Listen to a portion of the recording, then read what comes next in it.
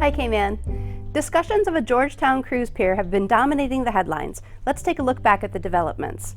On May 30th, government announced the procurement process was ending, saying it would now begin evaluating bids from companies interested in building the new cruise and cargo facility. The announcement came just days after petition organizers said they'd collected enough signatures to trigger a referendum on the port. Election Supervisor Wesley Howell advised that once those petitions were received, election officials would need to verify each one of the more than 5,300 signatures, going door to door if they have to verify that the threshold had been reached. He said if they cannot find a signer, if the person denies signing or says they changed their mind, the signature will not be considered verified.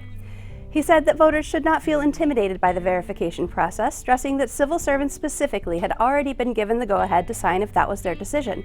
They have nothing to fear, he said. Nearly a week later, Premier Alden McLaughlin told the Legislative Assembly that government is working to select a preferred bidder for the port project. Once a bidder is chosen, he said government will share details about the cost, funding, and design of the piers.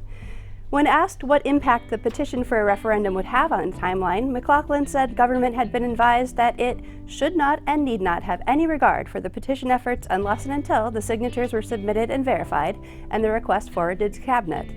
He declined to say whether he considered the issue one of national importance, as is required by the Constitution. The Compass editorial board weighed in, saying the Premier should be cautious about seeming dismissive of the petitioners.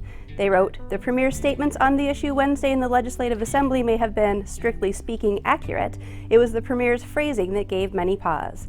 They wrote, "Now that final bids are being evaluated for a recommendation to be made to Cabinet, we may finally be on the brink of understanding government's vision for the project. That does not mean officials should summarily dismiss or be dismissive of their constituents' desires to be heard." Thanks for watching Weekend Mail Call. Tell us what you think. And don't forget to pick up your daily paper, subscribe to our channel on YouTube, and spend time with us online at kmancompass.com.